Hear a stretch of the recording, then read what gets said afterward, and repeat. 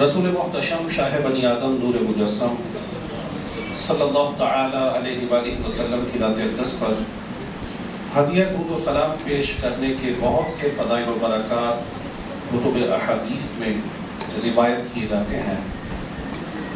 چنانچہ حدیث پاک میں آتا ہے، مکی مدنی سرکار شافع رود شمار صلی اللہ تعالی علیہ وآلہ وسلم نے ارشاد فرمایا، صلو علیہ صلی اللہ علیکم، تم میری ذات پر درود بھیجو، اللہ تبارک و تعالی تم پر رحمت بھیجے گا۔ سبحان اللہ، کتنا خوش نصیب ہوگا وہ بندہ کہ جس پر رب تبارک و تعالی رحمت بھیجے۔ فرماتے ہیں کہ جس بندے کو اللہ رب العزت ایک مرتبہ جس بندے پر نظر رحمت فرما دے، رب کی رحمت سے امید ہے کہ اللہ رب العزت اسے داخل جہنم نہ فرمائے۔ صلو علی الحبیب صلی اللہ تعالی علی محمد وعلی آلہ وصحبہ وبارک وسلم۔ اللہ رب العزت کی فضل و کرم سے آج ہم اس بہت ہی پیاری مسجد میں حاضر ہیں۔ بہت ہی مبارکباد کے مستحق ہیں حاجی جاوید صاحب اور ان کے تمام صاحبزادگان اور ان کے خاندان کے افراد کہ جنہیں اللہ رب العزت نے اپنے پیارے گھر کی بنیاد رکھنے کی توفیق عطا فرمائی۔ مسجد بنانا اتنا اہم کام ہے کہ اللہ رب العزت کے پیارے حبیب صلی اللہ تعالی علیہ وآلہ وسلم نے جب مکہ المکرمہ سے مدینہ المنورہ کی طرف ہجرت فرمائی تو جس جگہ پر مدینہ منورہ میں سب سے پہلے قیام فرمایا، اس جگہ کو، اس محلے کو آج لوگ اس مسجد کو مسجد قباء کے نام سے یاد کرتے ہیں، اور وہ محلہ بھی اسی نام سے ملقب ہے۔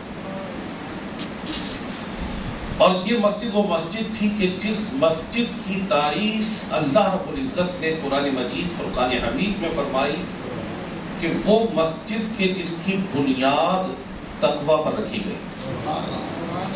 مسجد کی بنیاد تقوی پر ہونا یہ بہت اہم ہے۔ بعض بزرگوں نے اپنی کتابوں میں لکھا ہے کہ ایک بادشاہ نے یہ اعلان کیا کہ ایک مسجد عالی شان مسجد میں بنانا چاہتا ہوں، لیکن ساتھ ساتھ یہ اعلان کیا کہ اس مسجد میں، اس کی تعمیر میں کسی کو شامل نہیں ہونے دوں گا، کسی کو چندہ دینے کی، حصہ ملانے کی اجازت نہیں ہوگی۔ بادشاہ نے مسجد تعمیر کی، اب وہ حدیث ہے بڑی مشہور، من بنا للہ مسجدا بنا اللہ لہ بیتا فی الجنہ، کہ جس نے اللہ کے لیے مسجد بنائی، اللہ رب العزت اس کے لیے جنت میں گھر بنائے۔ تو بادشاہ نے سوچا کہ یہ میں نے اپنے لیے مغفرت اور بخشش کا بہت بڑا سامان کر لیا ہے کہ میں نے یہ مسجد بنائی۔ اور یہ بادشاہوں کا انداز ہوتا تھا ماضی میں کہ بادشاہوں نے اپنے دور میں بڑی بڑی مساجد بنائی، اور ان مساجد کے بنانے میں ان کا ذہن یہ ہوتا تھا کہ زبان رسالت سے جو خوشخبری سنائی گئی ہے ہو سکتا ہے کہ ہمیں بھی اس کا حصہ مل جائے۔ بہرحال بادشاہ نے مسجد بنائی۔ ایک رات وہ خواب دیکھتا ہے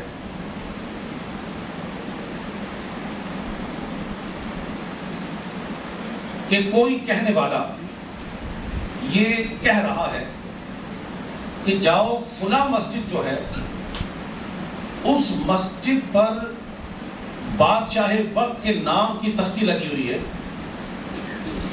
وہ تختی ہٹا دو اور فلاں جو بیوہ بوڑھی خاتون ہے اس خاتون کا نام اس کی جگہ پر لکھ دو۔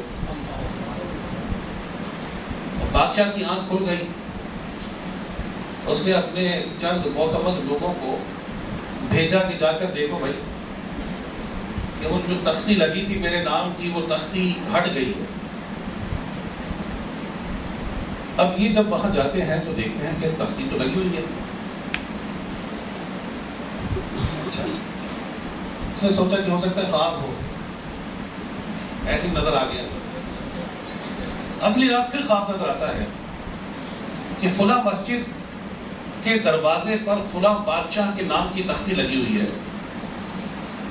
وہ تختی ہٹا دو اور فلاں بیوہ کے نام کی تختی لگا دو۔ بادشاہ پھر پریشانی کے عالم میں اٹھا، پھر اس نے لوگ بھیجے، انہوں نے کہا کہ بادشاہ سلامت آپ کے نام کی تختی تو لگی ہوئی ہے۔ پریشان ہو گیا کہ یہ خواب دوسری مرتبہ آیا ہے، کوئی اس کے پیچھے راز ہے۔ تیسری مرتبہ جب خواب نظر آیا تو اس میں اس بوڑھی خاتون کا نام واضح طور پر بتایا گیا کہ فلاں بوڑھی خاتون جو ہے اس کا نام، اس کے نام بادشاہ کے نام کی جگہ لکھ دو۔ اب بادشاہ نے کہا کہ جاؤ پتہ کرو کہ اس مقام پر اس نام کی کون سی بوڑھی خاتون ہے۔ اور لوگوں نے تلاش کیا تو ایک بہت ہی ضعیف القوت خاتون کو پکڑ کر لے آئے۔ وہ بیچاری ڈر رہی تھی کہ پتہ نہیں میرے ساتھ کیا معاملہ ہوتا ہے، مجھے کس جرم میں پکڑ کر لے کر آ گئے، بڑی سختی مجھ پر ہو رہی ہے، تو بڑی گھبرائی ہوئی تھی۔ بادشاہ نے اس عورت سے پوچھا کہ بتاؤ کہ جو فلاں مسجد ہے اس مسجد میں تم نے کچھ خرچ کیا؟ اس نے کہا نہیں بادشاہ سلام میں نے تو کچھ خرچ نہیں کیا۔ یاد کرو تمہیں کچھ یاد ہو کہ تم نے اس مسجد کی تعمیر میں کچھ خرچ کیا ہو؟ نہیں بادشاہ سلامت میں تو بہت ہی بری خاتون ہوں اور میرا تو اپنا گزارا مشکل سے ہوتا ہے، مجھے کچھ یاد نہیں پڑتا کہ میں نے ایسا کام کوئی کیا ہو۔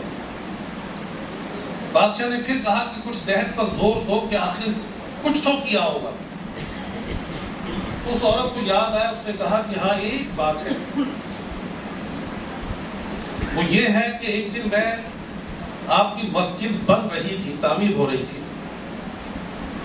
تو مسجد کا سامان لانے والا جو گدھا تھا وہ ایسی جگہ پر بندھا ہوا تھا کہ جو پانی سے دور تھی، تو میں نے پانی کا جو برتن تھا وہ اس گدھے کے قریب اس خیال سے کر دیا کہ یہ وہ گدھا ہے کہ جو مسجد کا سامان لے کر آنے پر مقرر ہے۔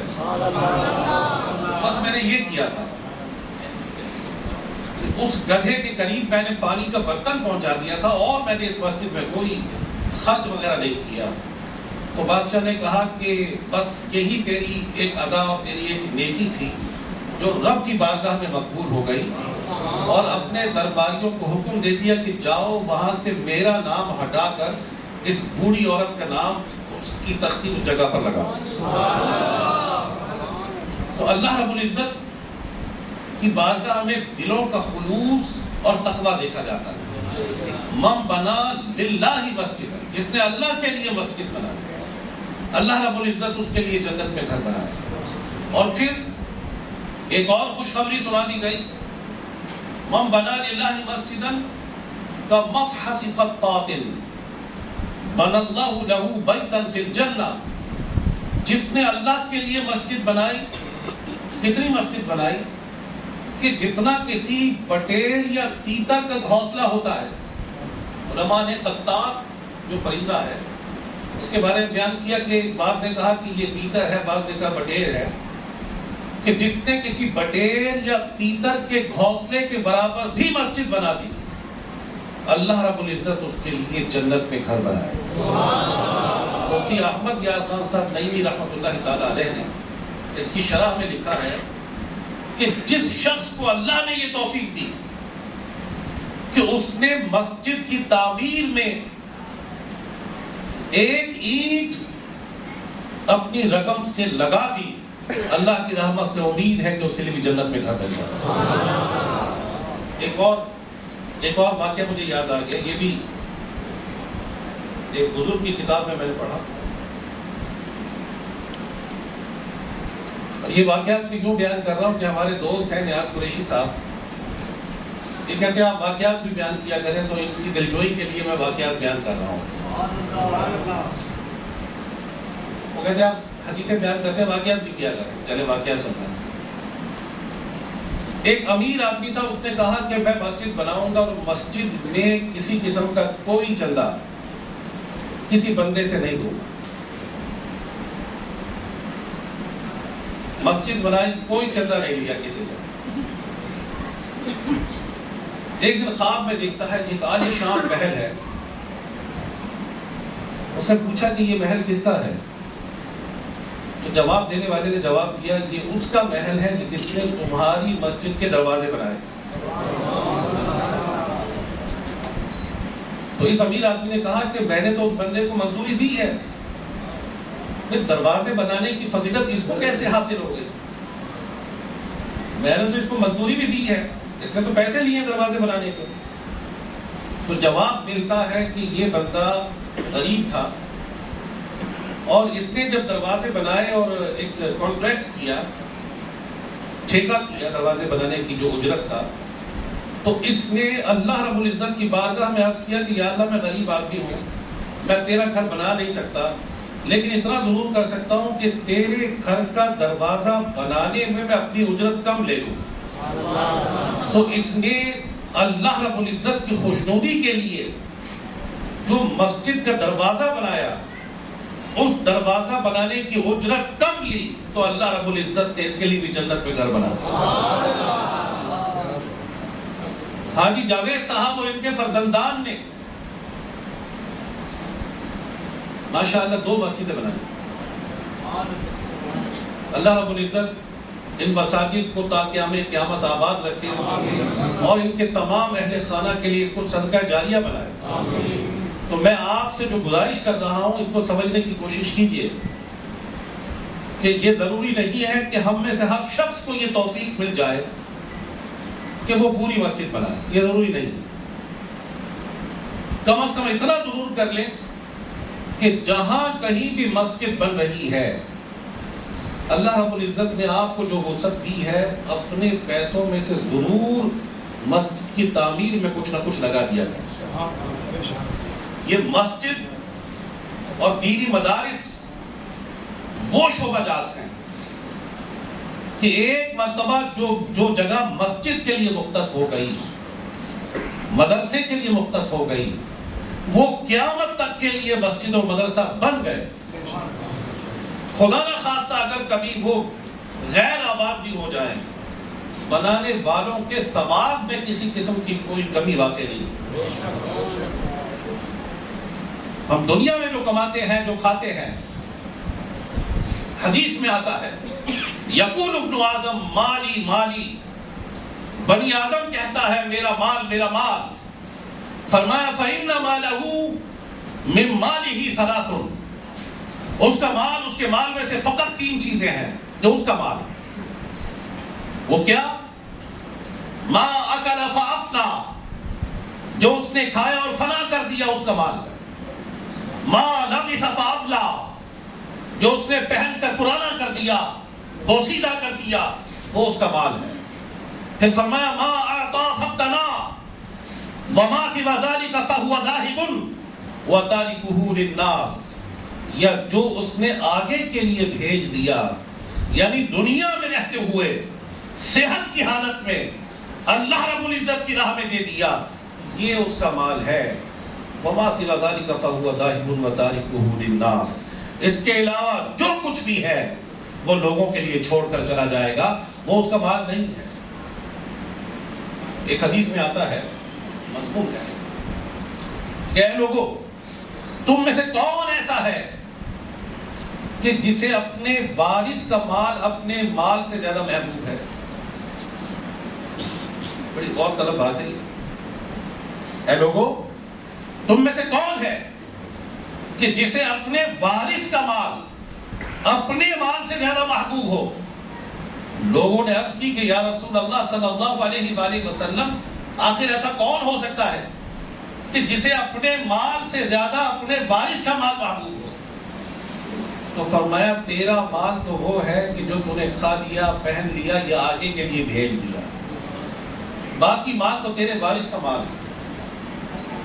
یعنی انسان اپنی صحت کے عالم میں، تندرستی کے عالم میں اپنے جس مال کو اللہ رب العزت کی راہ میں لگا دے، صدقہ و خیرات کر دے، مسجد بنا دے، مدرسہ بنا دے، سرائے بنا دے، یتیم خانہ بنا دے، لوگوں کے لیے راحتوں کا سامان کر دے، وہی مال اس کا ہے، وہی مال اس کا ہے۔ ایک ام المومنین رضی اللہ تعالیٰ عنہ کے حوالے سے ایک روایت میں ملتا ہے، انہوں نے اپنے گھر بکری ذبح کرائی اور بکری کا گوشت تقسیم کر دیا غربا میں۔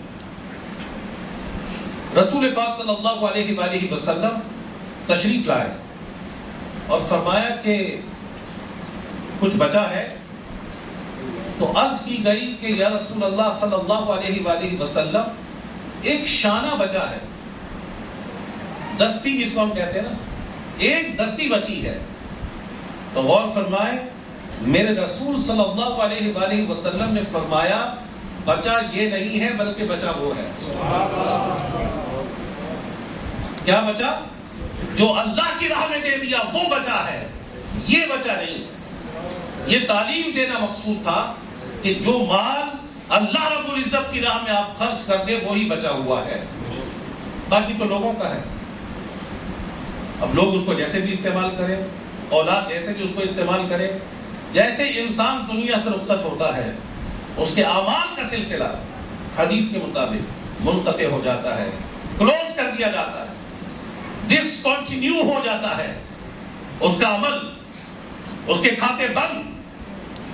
لیکن چند ایسے اعمال ہیں کہ جن کا فائدہ انسان کو مرنے کے بعد بھی ہوتا ہے۔ ان اعمال میں سے ایک عمل وہ ہے کہ جس کی بنیاد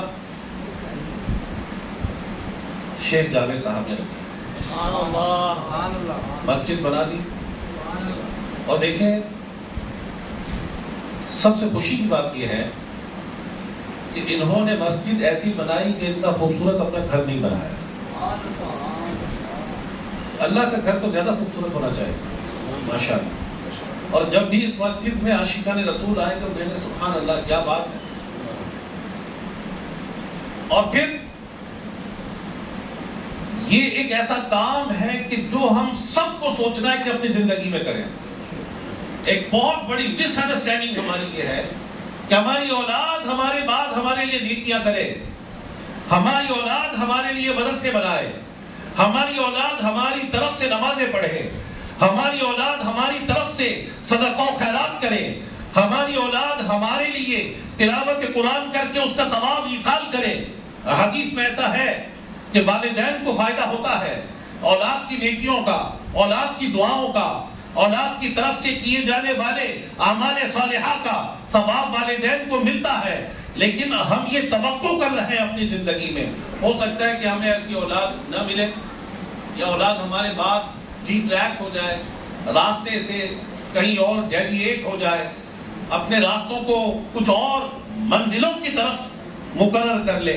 ہمارے ہوتے ہوئے تو ہماری اولاد قرآن و سنت کے راستے پر چل رہی ہے، ہو سکتا ہے کہ وہ اس سے ہٹ جائے۔ ہم یہ کیوں توقع کرتے ہیں کہ ہماری اولاد ہمارے دنیا سے جانے کے بعد ہمارے نام سے مسجد بنائے گی، ہمارے نام سے مدرسہ بنائے گی، ہماری طرف سے صدقہ و خیرات کرے گی؟ ہم اپنی زندگی میں یہ کام کیوں نہیں کرتے کہ ہم اپنے پیسے سے مسجد بنائیں، ہم اپنے پیسے سے مدرسہ بنائیں، ہم اپنے پیسے سے یتیم خانہ بنائیں، ہم اپنے پیسوں سے سرائے بنائیں، ہم اپنے پیسوں سے واٹر فلٹریشن پلانٹ لگائیں، ہم اپنے پیسوں سے کارہائے خیر کریں، ہم اپنے پیسوں سے غریبوں کی مدد کریں، ہم اپنے پیسوں سے یتیموں کا آسرا بنیں، ہم اپنے پیسوں سے لوگوں کو کھانا کھلائیں، ہم اپنے پیسوں سے اللہ رب العزت کے دین کی اشاعت کریں، ہم اپنے پیسوں سے اللہ رب العزت کے دین کے فروغ کا سامان کریں۔ اپنی زندگی میں ہم یہ طے کیوں نہیں کرتے؟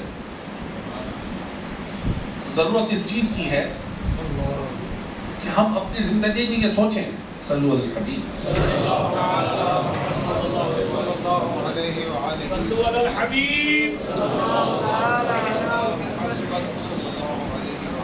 قابل غور بات یہ ہے کہ جب بھی اللہ رب العزت کی راہ میں دینے کی بات آتی ہے تو ہمارا ذہن فوراً امیر آدمی کی طرف جاتا ہے یا فلاں آدمی. کیوں؟ ہمارا ذہن اپنے اوپر کیوں نہیں جاتا؟ اللہ رب العزت کی راہ میں دینے کی جب بات آئے ہمارا ذہن یہ ہونا چاہیے کہ سب سے پہلے میں دوں. حضرات صحابہ علیہم رضوان غزوہ تبوک کے موقع پر، اسے جیش الاسرہ کہتے ہیں، غزوہ تبوک کے موقع پر جب رسول پاک صلی اللہ علیہ وآلہ وسلم نے انہیں ترغیب دلائی کہ اللہ رب العزت کی راہ میں دیں، تو ہر شخص نے حسب وسعت دیا. حضرت ابو بکر صدیق رضی اللہ تعالیٰ عنہ نے اگرچہ ان کے پاس تھوڑا مال تھا لیکن اپنے گھر کا سارا سامان اللہ رب العزت کی راہ میں پیش کرا، یہاں تک کہ اپنا لباس بھی دے دیا. تاج کا لباس پہن کر حاضر خدمت ہوتے ہیں اور ان پر وہ جو کانٹے سے لگے ہوئے تھے جس سے جوڑا گیا. بعض روایات میں آتا ہے کہ رسول کریم صلی اللہ علیہ وآلہ وسلم کی خدمت میں جبریل امین علیہ السلام جب حاضر ہوئے تو آپ نے بھی ویسے لباس پہنا. خلوص کی بات عرض کر رہا ہوں. پوچھا جاتا ہے ما ابقیت لی اہلک یا ابا بکر، ابو بکر گھر والوں کے لیے کیا چھوڑا؟ عرض کرتے ہیں ابقیت لهم اللہ ورسولہ، میں ان کے لیے اللہ اور اس کے رسول کا نام چھوڑا. ظاہری ترجمہ ہے اللہ اور اس کے رسول کو چھوڑا ہے. یعنی مطلب یہ ہے کہ وہی وارث ہیں سب کچھ، بس وہ کہتے ہیں رہے نام اللہ کا، اللہ اور اس کے رسول کا نام کافی ہے میری اولاد کے لیے، میرے گھر والوں کے لیے. زہد و تقویٰ کی بات، توکل کی بات اللہ رب العزت کی راہ میں خرچ کرنے سے کم نہیں ہوتا. یہ ذہن ان کا تھا کہ رب کائنات کی راہ میں جب دینے کی بات آئے تو میں کیوں سوچوں میرے پاس کم ہے زیادہ ہے. ایک حدیث کے مطابق ایک ایسے شخص کا ثواب زیادہ بتایا گیا، ایک شخص کے پاس 1,00,000 درہم تھے. اس شخص نے 1,00,000 درہم میں سے 10,000 درہم اللہ رب العزت کی راہ میں دے دیے. مثال کے ذریعے سمجھا رہا ہوں، حدیث میں ایسے الفاظ ہیں، آپ کو اس لیے ایسے سمجھا رہا ہوں کہ آپ کو سمجھ میں آ جائے کہ یہ ایکچوئل بات کیا ہے. بات سمجھانے کے لیے بتا رہا ہوں. ایک شخص کے پاس 1,00,000 یا 10,00,000 درہم ہے، اس کی جمع پونجی، اس نے 10,000 اللہ کی راہ میں دے دیے اور فرمایا کہ ایک بندے کے پاس فقط 2 درہم تھے، اس نے 1 درہم اللہ کی راہ میں دے دیا. اس نے کتنا مال دیا اللہ کی راہ میں؟ آدھا مال. اور 1,00,000 والے نے کتنا دیا؟ 10واں حصہ. تو اس آدھا اللہ کی راہ میں دینے والے کا ثواب بھی بڑھ گیا کہ اس نے اپنے آدھا مال دے دیا. تو یہ نہ سوچے کبھی کہ میری جیب اس کی اجازت نہیں دیتی، میری تو سیلری بڑی تھوڑی ہے، میرا تو اپنا گزارا نہیں ہو رہا، میں کیا کروں گا. ہم جن لوگوں کی عقیدت مند ہیں، جن لوگوں کی شان و عظمت کے آج ہم الحمدللہ مدح سرائی کرنے والے ہیں، جن لوگوں کی، ان کا انداز کیا تھا کہ حضرت مولا علی کرم اللہ تعالی وجہہ الکریم نے اور بی بی خاتون جنت رضی اللہ تعالیٰ عنہ نے روزہ رکھا. افطاری کے وقت سے پہلے کوئی مانگنے والا آیا، اسے کھانا دے دیا. کھانا نہیں ہے، پانی سے افطار کیا. اگلے دن پھر ایسا ہوا، پھر دے دیا. تو بتایا یہ جا رہا ہے کہ ہم لوگ وہ ہیں جو اپنی پسندیدہ چیز اللہ رب العزت کی راہ میں خرچ کرنے والے لوگ. جس نے اپنا پسندیدہ مال اللہ کی راہ میں خرچ نہیں کیا، کیا خرچ کرے گا؟ اس کا خرچ کرنے کی حیثیت کیا ہے؟ حضرت عمر بن عبدالعزیز رحمۃ اللہ تعالیٰ علیہ وہ لوگوں کے درمیان شکر تقسیم کرتے تھے. تو لوگوں نے کہا حضرت آپ درہم تقسیم نہیں کرتے، دینار تقسیم نہیں کرتے، آپ کچھ اور تقسیم نہیں کرتے، شکر تقسیم کرتے ہیں. فرمایا اس لیے کہ شکر کھانا مجھے مرغوب و محبوب ہے، اور میں چاہتا ہوں کہ اپنی پسندیدہ چیز اللہ کی راہ میں خرچ کروں. حضرت ابو ذر غفاری رضی اللہ تعالیٰ عنہ جلیل القدر صحابی، اور رسول کریم صلی اللہ علیہ وآلہ وسلم نے انہیں یہ لقب دیا کہ یہ سچوں میں سے ہیں، اور کسی نبی علیہ السلام سے ان کی مشابہت بھی قرار دی عمل میں. حضرت عیسیٰ علیہ السلام زہد کے حوالے سے بڑے زبردست ظاہر صحابی رضی اللہ تعالیٰ عنہ. آپ کی خدمت میں ایک شخص آیا، آپ اس وقت بڑے مالدار تھے. اس نے کہا حضرت میں آپ کی خدمت کرنا چاہتا ہوں. تو فرمایا دیکھو میری خدمت تو کرو گے لیکن جو میں کہوں وہ کرنا پڑے گا. اس نے کہا ٹھیک ہے. تو آپ کے پاس ان دنوں اونٹ بہت زیادہ تھے. آپ نے اس شخص کو ایک دن فرمایا کہ جاؤ اور مدینہ منورہ کے فلاں محلے میں کچھ غربا آباد ہوئے ہیں، ایسا کرو کہ جو سب سے بہترین میرا اونٹ ہے اسے ذبح کرو، اور ذبح کرنے کے بعد اس کا گوشت ان غربا میں تقسیم کرو. سب سے بہترین اونٹ. کچھ دنوں بعد اب تشریف لائے تو آپ نے دیکھا کہ وہ اونٹ تو موجود ہے. فرمایا کہ میں تو کہا تھا کہ میرا بہترین اونٹ ذبح کر کے اس کا گوشت غربا میں تقسیم کر دو، اونٹ تو نظر آ رہا ہے. تو کہنے لگا حضرت میں نے سوچا کہ یہ اونٹ بہت اچھا ہے، آپ کی سواری کے لیے بڑا اچھا رہے گا، تو اس خیال سے میں نے اسے ذبح نہ کیا. تو فرمایا کیا تم نے قرآن نہیں پڑھا کہ اللہ رب العزت نے فرمایا لن تنالوا البر حتی تنفقوا مما تحبون، کہ تم ہرگز بھلائی کو نہ پا سکو گے جب تک اپنی پسندیدہ چیز اللہ کی راہ میں خرچ نہ کرو. ان لوگوں کا ذہن کہ اپنی محبوب ترین چیز اللہ رب العزت کی راہ میں خرچ کرنی ہے. اور آج ہم کیا کرتے ہیں، اللہ معاف کرے، بہت عجیب حالات ہمارے ہیں. اپنے محلے کی مسجد میں میں نے بڑی ترغیب دلائی لوگوں کو، لیکن جمعے کے دن 5 روپے یا 10 روپے نکلتے ہیں. میں نے بڑی ترغیب دلائی، خود اپنی جیب سے بھی دکھایا میں یہ دے رہا ہوں، میں یہ 100 روپے دے رہا ہوں، ہفتے بعد 100 روپے مسجد کے چندے میں ڈال دو. لیکن یہ توفیق اللہ اسی کو دیتا ہے کہ جس سے اللہ رب العزت اپنے کرم سے راضی ہے.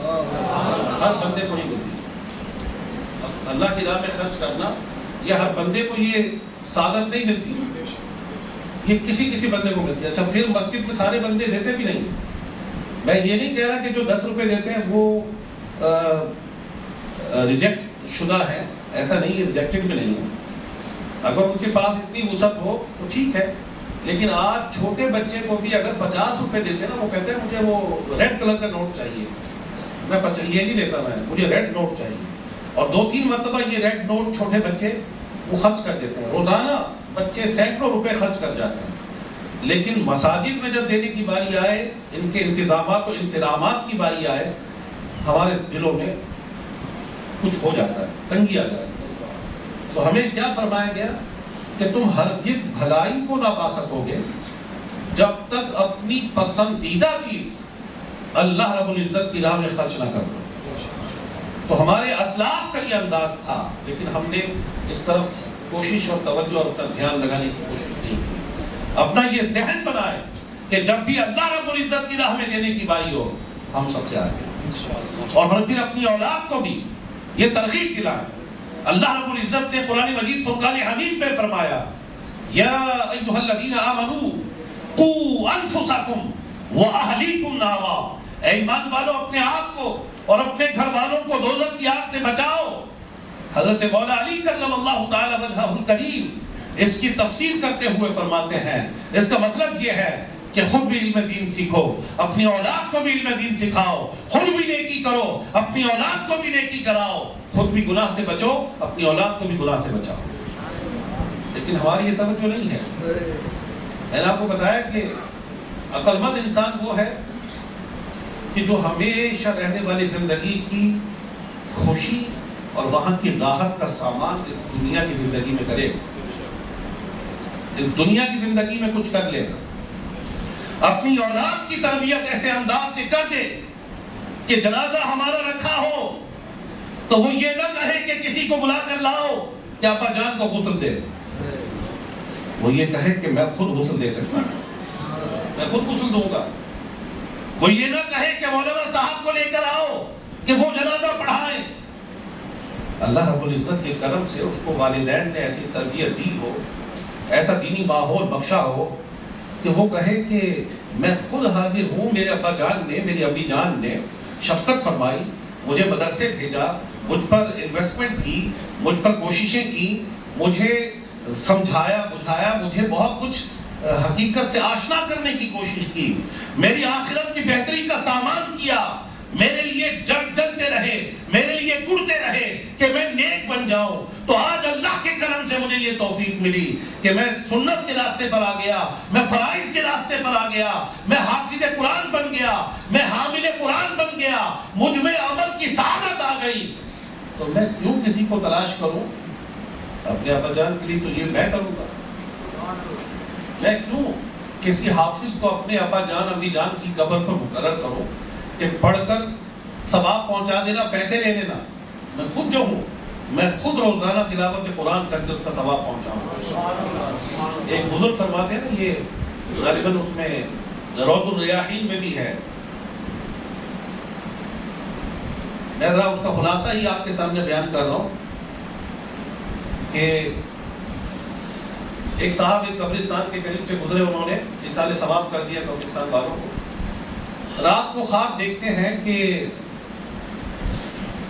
تمام قبروں سے مردے نکلے ہوئے ہیں اور کچھ چن رہے ہیں، اور ایک بندہ سائیڈ پر بیٹھا ہے سکون سے، وہ نہیں چن رہا۔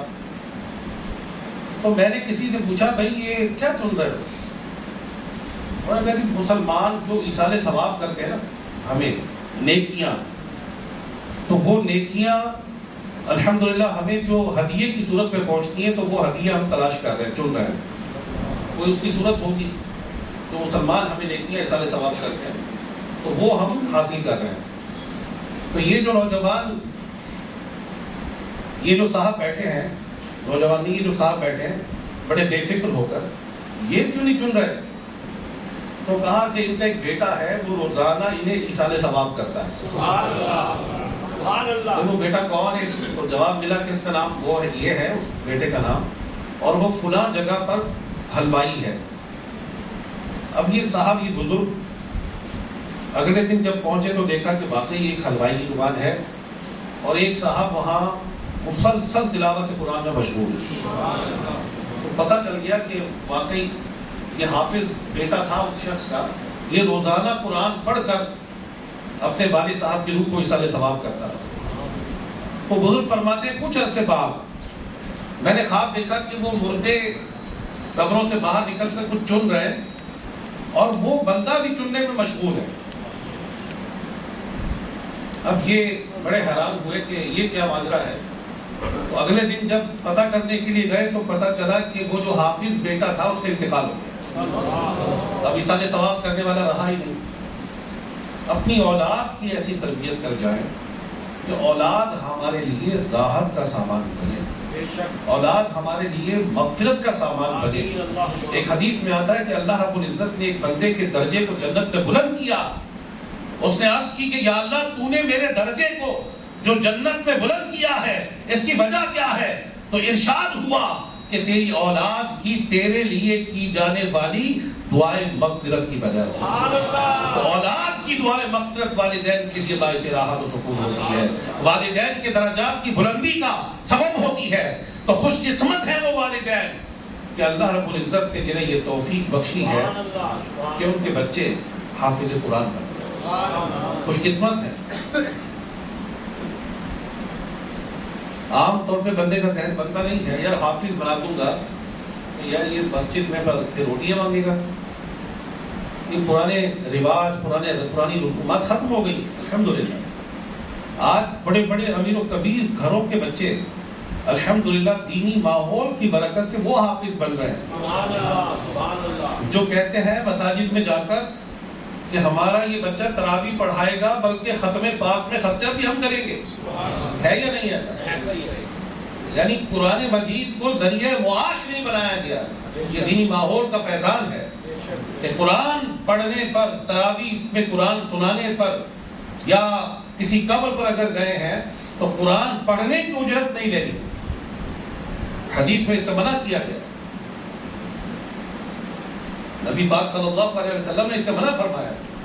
بعض لوگ جو حوالہ دیتے ہیں نا کہ ایک صحابی نے کسی شخص کو سورہ فاتحہ پڑھ کر دم کر دیا اور وہ شفا یاب ہو گیا، سردار تھا، اس نے 100 بکریاں دے دی، وہ لے کر نبی پاک صلی اللہ علیہ وآلہ وسلم کی خدمت میں آ گئے تو آپ نے فرمایا یہ صحیح ہے، بلکہ فرمایا ہمارا حصہ بھی دے دو.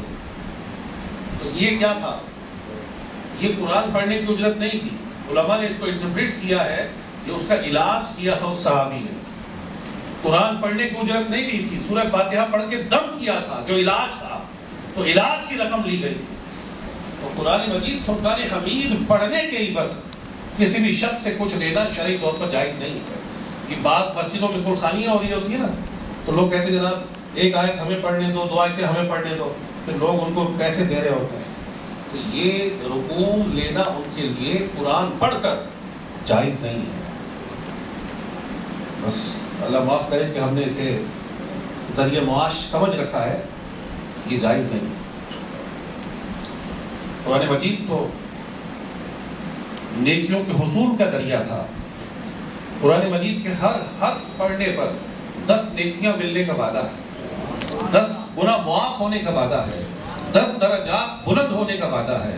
فرمایا کہ جس سینے میں قرآن نہیں وہ سینہ ویران گھر کی مانند ہے، جس سینے میں قرآن نہیں. اور ہمارے رسول صلی اللہ علیہ وآلہ وسلم کی خواہش اور تمنا کیا ہے؟ فرمایا میرا دل چاہتا ہے، میری یہ خواہش ہے کہ سورہ یاسین اور سورہ ملک میرے ہر امتی کے سینے میں ہو. نیت کر لیں کہ ہم یہ دونوں صورتیں حفظ کریں.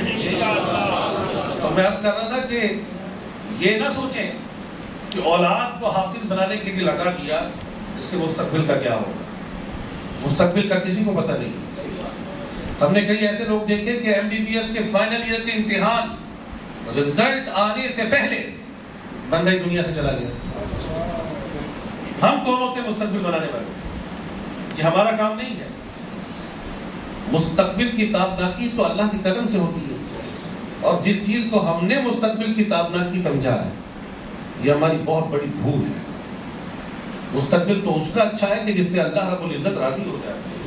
مستقبل تو اس کا اچھا ہے کہ جو رب کائنات کے پیاروں میں شامل ہو جائے. مستقبل تو اس کا اچھا ہے کہ جس کی اولاد تابع فرمان ہو. آپ یہ دیکھیں کہ اولاد کے پاس لاکھوں کروڑوں روپے ہوتے ہیں، والدین در در کی ٹھوکریں کھا رہے ہوتے ہیں. ان کے ذہن میں ہوتا ہی نہیں، خوف خدا نہیں ہوتا. والدین کو اپنے لیے بوجھ سمجھتے ہیں. وہ والدین کہ جو اپنی اولاد کو بڑے مشقت اور بہت ہی تنگی سے پالتے ہیں. اولاد کی جب دینی تربیت نہیں ہوتی نا تو اولاد والدین کے لیے سمجھتی ہے کہ ہم پر بوجھ ہے. اپنی اولاد کی تربیت جب دینی اصولوں کے مطابق کریں گے تو اولاد کے ذہن میں ہوگا کہ یہ والدین وہ ہیں کہ یا تو میرے لیے جنت ہے یا جہنم ہے. ان کی خدمت کر کے جنت حاصل کر لوں، یا ان کی نافرمانی یا ان کی گستاخی یا ان کے احکام کی خلاف ورزی کر کے میں نارے جہنم کا سودا کر دوں. یہ میرے لیے جنت یا جہنم ہے. یہ والدین وہ ہے کہ حدیث میں آتا ہے اذا ترک العبد الدعاء للوالدین فانه ينقطع عنه الرزق، کہ جب بندہ اپنے والدین کے لیے دعا کرنا چھوڑ دے اس کا رزق اس سے روک دیا جاتا ہے. علماء فرماتے ہیں اس کا مطلب یہ ہے اس کا رزق میں برکت نہیں ہوتی. لاکھوں کمائے گا روتا ہی رہے گا. بعض لوگوں کو عادت ہو روتے ہی رہے گا. تو اپنا ذہن بنائے کہ اپنی اولاد کو کم از کم ایک بچے کو تو ایسا بنا دیں. ہر گھر میں ایک بچہ تو ایسا ہو کہ وہ حافظ قرآن ہو. حافظ قرآن کے والدین، حدیث میں آتا ہے حامل قرآن، سبحان اللہ، جو باعمل حافظ قرآن ہو اس کے والدین کو اللہ رب العزت قیامت کے دن ایسے تاج پہنائے گا کہ ان تاجوں کی چمک سورج کی روشنی سے بھی زیادہ ہوگی. لوگ رشک کریں گے ان کو دیکھ کر. کوئی سمجھے گا کہ یہ نبی ہے یا کوئی بہت بڑے اللہ والے ہیں تو پتہ چلے گا یہ حافظ قرآن کے والدین ہیں جن کو اللہ نے یہ انعام دیا. اور حافظ قرآن کی شان یہ ہے کہ اسے کہا جائے گا کہ قرآن پڑھ، قرآن پڑھ، جس طرح تو ترتیل کے ساتھ دنیا میں پڑھتا تھا، قرآن پڑھتا جا اور جنت میں اپنی منزلیں اوپر چڑھتا جا، جہاں وہ قرآن کا اختتام کرے گا جنت میں آخری مقام اس کا وہ ہوگا۔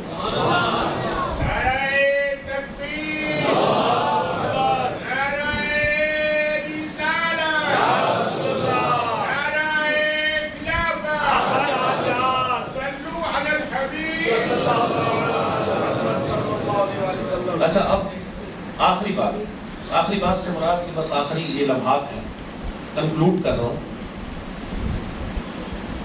اب ہر شخص کے ذہن میں ہوگا کہ یار میرا فلاں بچہ ہے، اس کو میں نے حافظ بنانا، یا بچی کو میں نے حافظ بنانا، بچوں کو بچیوں کو بنائیں، لیکن خود بھی تو پڑھے نا، خود بھی پڑھے۔ ایک بندہ اپنے گھر سے ایک بچے کو حافظ بناتا، کہتے ساڑھا بیڑا پار ہو گیا جی، 10 بندے کی شفاعت کرے گا، ساڑھا بھی حصہ مل جائے گا، تو ٹھیک ہے، اللہ رب العزت کرم فرمائے تو ان 10 میں ہمارا بھی نام آ جائے، لیکن اپنے لیے خود تو کچھ کریں دنیا میں، خود تو رب کا کلام پڑھیں۔ بزرگوں نے اپنی کتابوں میں یہ لکھا ہے کہ اللہ رب العزت کا کلام یہ ایسا ہے کہ جیسے کوئی بادشاہ اپنے کسی وزیر کو یا کسی اپنے سلطنت میں اپنی رعایا کو کوئی تحفہ بھیجے، کوئی خط بھیجے، تو وہ رعایا میں سے جو شخص ہے وہ اس خط کو خوب خوشبو لگا کر ادب سے رکھے، لیکن اس میں کھول کر احکام نہ پڑھے کہ اس میں اس نے کیا فرمایا ہے، تو ان احکام کے بارے میں بعد میں اس کو پتہ چلے کہ بادشاہ نے کوئی لازمی حکم دیا تھا، لیکن اس بندے نے بڑا سنبھال کر خط کو رکھا، بڑی عزت اور تکریم سے اس کو رکھا، اس کو خوشبو بھی لگائی، اسے احتیاط سے بھی رکھا، لیکن اس کو پڑھنے کی کوشش نہیں کی، اس کو سمجھنے کی کوشش نہیں کی، تو آخر کار کیا ہوگا کہ بادشاہ کو جب یہ پتہ چلے گا کہ یہ جو میری رعایا کا فرد ہے، اس نے میرے حکم کو جو میں نے اس کے لیے بھیجا تھا اس میں اس نے خوشبو لگائی، اس کی تکریم کی، اس کی تعظیم کی، لیکن اسے پڑھنے کی کوشش نہیں کی، اس کو سمجھنے کی کوشش نہیں کی، اس میں میرے حکم کو جاننے کی کوشش نہیں کی، تو وہ بادشاہ ناراض ہوگا۔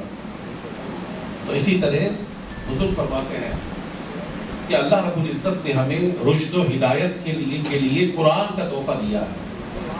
ہم قرآن کو چومیں تو صحیح، ہم قرآن کو اونچی جگہ پر رکھیں تو صحیح، لیکن اس کے معنی اور اس کے مفاہیم کو سمجھنے کی کوشش نہ کریں، اس کی تلاوت کی کوشش نہ کریں، اس میں جو اللہ رب العزت نے ہمیں احکام دیے ہیں ان احکام کو جاننے کی کوشش نہ کریں، اللہ رب العزت نے جن کاموں سے منع فرمایا ہے ان کاموں کو جاننے کی کوشش نہ کریں، تو پھر ایسا نہ ہو کہ قیامت کے دن جب رب کی بارگاہ میں حاضر ہوں تو ہمارا رب ہم سے ناراض ہو کہ تمہیں رشد و ہدایت کے لیے اپنا کلام دیا لیکن تم نے کبھی اس کو پڑھنے کی کوشش نہیں کی۔ تو کوئی یہ کہہ کر نہ چھوڑے، کوئی یہ کہہ کر نہ چھوڑے کہ جناب میں پڑھ نہیں سکتا، یہ کہہ کر نہ چھوڑے۔ میں ایک ایسی خاتون کو جانتا ہوں کہ جن کی عمر تقریباً 62 سے 65 سال کے درمیان تھی، انہوں نے دعوت اسلامی کے خواتین کا جو اجتماع ہوتا ہے، اسلامی بہنوں کا اجتماع کہلاتا ہے، اجتماع میں جانا شروع کیا تو ان کا ذہن بنا کہ مجھے قرآن پڑھنا ہے، ذہن بن گیا، اللہ نے توفیق دی۔ انہوں نے یہ آگا پورا مدرسہ ماشاءاللہ حافظ ریحان صاحب نے وہ قائم کیا تھا اپنی کوششوں سے، اور جنہوں نے وہ جگہ دی اللہ انہیں بھی غریق رحمت کرے۔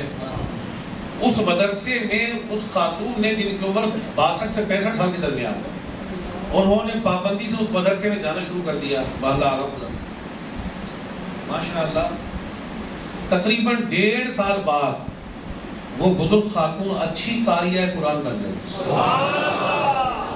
یہ نہ سوچیے کہ میں نہیں پڑھ سکتا، آپ پڑھنا شروع کریں، آپ کو پڑھنے میں پرابلم ہو رہا ہے، دقت ہو رہی ہے، آپ کو اس بندے سے زیادہ ثواب ملے گا جو اچھے انداز سے پڑھ رہا ہے۔ کوشش نہ چھوڑیں، کوشش کرتے رہیں۔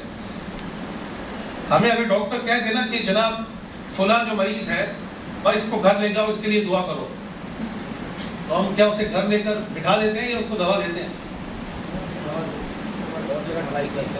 کسی اور جگہ جاتے ہیں نا، اپنی کوشش جاری رکھتے ہیں. تو ہم اپنی کوشش نہ چھوڑیں قرآن پڑھنے کی، قرآن سمجھنے کی. میں کہتا ہوں کہ یہ قرآن کی برکت ہے انشاءاللہ تبارک و تعالی، کہ رب تبارک و تعالی کا یہ کلام قرآن مجید فرقان حمید یہ اتنا آسان ہے سمجھنے والوں کے لیے، پڑھنے والوں کے لیے، یاد کرنے والوں کے لیے، کہ ایک چھوٹا سا بچہ بھی آپ کو سورہ فاتحہ سے لے کر سورۃ الناس تک قرآن سنا دے گا.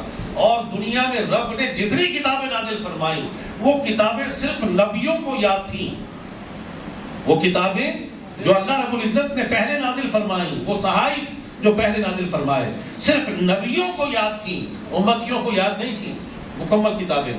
قرآن ایسی کتاب ہے کہ جو امتی چاہے تو سورۃ الفاتحہ سے لے کر سورۃ الناس تک بندے کو حفظ ہو سکتے. اللہ رب العزت ہم سب کو توفیق دے اور اس مدرسے کو تا قیامت آباد رکھے، قاری صاحبان کو بھی آباد رکھے، مدرسے کی بنیاد رکھنے والوں کو بھی آباد رکھے.